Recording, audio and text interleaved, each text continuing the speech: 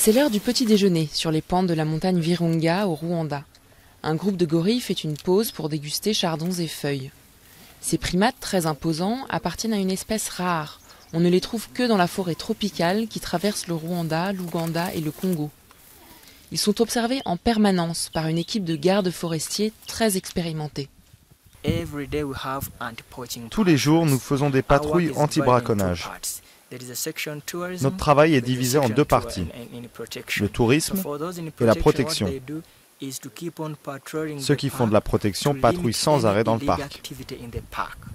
Ici, les braconniers recherchent des animaux qui fourniront de la viande. Mais souvent, par erreur, leur piège attrape des gorilles. Et ce n'est pas l'unique menace.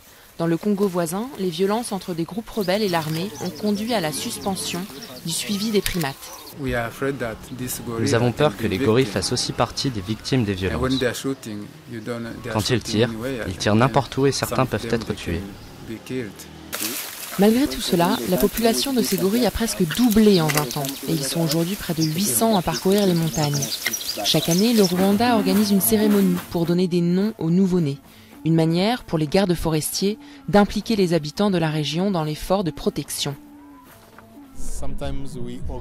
Parfois, nous organisons des patrouilles communes avec des villageois, surtout avec ceux qui étaient auparavant des braconniers. Sur le terrain, ils savent où ils avaient l'habitude d'installer leurs pièges. C'est donc plus efficace que si nous y allions seuls.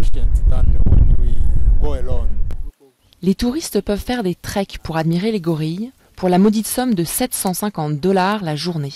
Une bonne manière de gonfler les revenus du Rwanda.